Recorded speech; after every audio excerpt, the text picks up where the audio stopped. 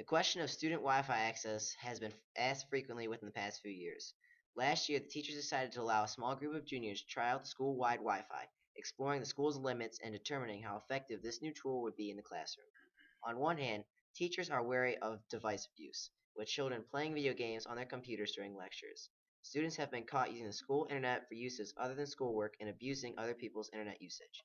If everybody has a wireless device in front of them, this will almost make smart boards obsolete and not worth using.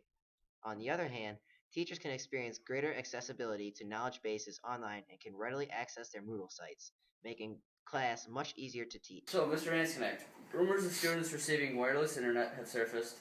With testing of the juniors last year, what can you say about these rumors, and is there going to be Wi-Fi open for the students this year? The good news is there is going to be Wi-Fi for the students this year. It will be starting in the second semester. The current plan, and I don't have the exact dates in front of me, but the current plan is about a week into the second semester, the seniors will be given access. Then 2 weeks after that, the juniors. Another 2 weeks, they'll add the sophomores. And then, of course, the poor freshmen have to wait till another 2 weeks after that. Keeping in mind that as we load this up, we are testing the network, so if there are problems, it could be delayed as we ramp it up. So there's going to be a release form for getting the internet? They're supposed to mail a letter home to parents. It will go out after the new year, and you will get that signed by the student and parents. You'll get a copy of the policy.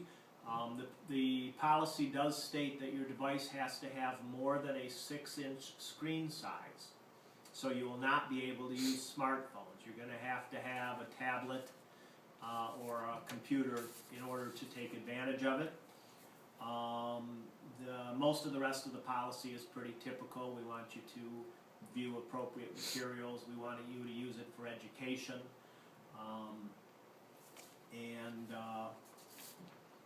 So once you've signed the release, you turn it in and you'll be added. If you don't sign the release right at the start of the semester, you could sign it later. And if you turn it in once a week, we'll add names again to the list. So if you can't get it in right away, you can turn it in later and you would still get access. By the way you're speaking, I feel that you think technology has impacted the classroom a lot and it helps out.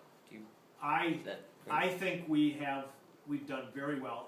As an IT director, I think I was, for a long time, I did not go to the administration and say we should have a one-to-one program. In fact, I've been here 10 years, and for the first 7 or 8, I didn't go to them because I didn't think we were ready.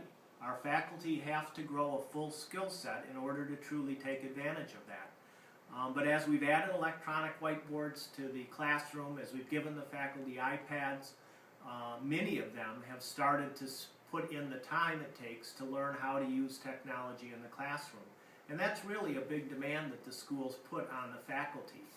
And as they take advantage of that, as they've taken advantage of that, they've gotten themselves more ready to support a one-to-one program. I think a one-to-one program in the long run will be in the best interest of the school, and I think the school will benefit. I think the school's already benefiting by what we're doing with the technology that we have. Explain. I heard that you have a degree in technology and education. Is that correct? Somewhat. I have a degree in a double major in mathematics and computer science. And in Michigan, we are required to have a teaching major and a teaching minor. And my teaching major is mathematics, my teaching minor is technology. I do have history in my career prior to education in technology. So that's where my experience How do you personally incorporate technology in your lessons? Virtually every day. I certainly use the tool set that we have in the classroom. I use the Smart Notebook software, I use the desktop, I use my own laptop, and then specifically in mathematics, I'm using the TI-inspired technology in the classroom, which is the calculator set. We have one available in the academy and one. You said earlier about the TI-inspired program. Can you elaborate on that a little bit? Sure. Texas Instruments has a whole variety of tool sets for calculators in the classroom. This is something that I was introduced to in my master's program at Wayne State. And I saw the technology as the next generation in graphing calculators. Most of us are familiar with maybe a TI-84 or TI-89. Some of our calc guys use that.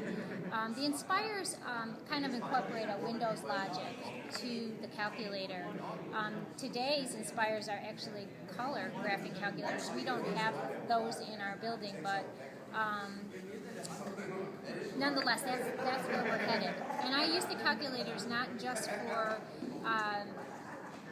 for investigative purposes. I never use them for computational purposes. Students don't use them in my class to figure out their math problems. They're used more as a tool set for dynamic graphing, also so students can use them for data exchange and displaying their answers on the board or receiving data from me, test quizzes. Very powerful tool. Kids are very good at learning them. Is there a possibility that there's going to be a required device on campus for all students at any time soon? There is certainly a possibility.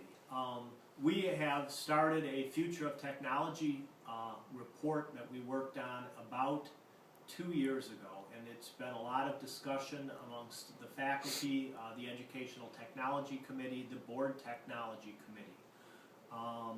We are evaluating that, and this decision to provide access to the students is part of that, and I hope the students treat this as important as it is, because a student choice to abuse the network, to try to sneak and use it where they're not supposed to try to anything that is of a negative, could have an effect on long-term decisions. On the other hand, if students show themselves using this so that they can get their work done, participating in class when the teacher tells them it's okay, this could help forward the interest in having a full one-to-one program. At this point, I do not expect a full one-to-one program in the fall of 2013. I would be stunned if we made a decision that fast. I certainly could see us making a decision for the fall of 2014. With iPads recently be given to all teachers, has that changed? Do you use technology more because of it? Yes, I have. I think the iPads initially for me were a tool that I used maybe more administrative for note-taking, meetings, but now I'm starting to use it for lessons in the classroom, using the educations tool. I have done, while I was absent, I've done lessons online where I presented them on my iPad, and then the next day the sub showed them. And I also have an Apple TV in the classroom, which we've been using to walk around more, have students display their work instantaneously, and edit and walk through it. And I think that the applications are not always robust enough, especially for our school, which is a little more rigorous environment. A lot of the younger applications for grade school students are very good, but when it comes to higher end applications in science and mathematics, it's still to come. It's developing, it's evolving, but I do see that it has value in the classroom, without question. Is there going to be Wi-Fi in all parts of the school, the atrium, the commons, the library? The Wi-Fi network covers the entire school building, including all the public areas like the cafeteria. However, I know the policy that they developed last year says no Wi-Fi in the cafeteria. You'll be allowed to use it in the commons, in the atrium, in the library, but the cafeteria is going to be off limits for Wi-Fi access. But the network's actually available throughout the building. It's available in all areas. It's scaled so that it should handle the entire load. We may have to do some fine-tuning as we get started. We may find, perhaps the Commons has more load than we thought, so we have to add one more device to the Commons, for example. But it should have the capacity to handle the whole thing. Actually, the bigger concern for me at this point is our internet connection, which is the pipe between this building and the internet.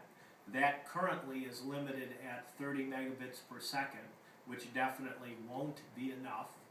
They are scheduled to install an upgrade that will give us up to 300 meg. We probably won't start that high, 300 megabits per second.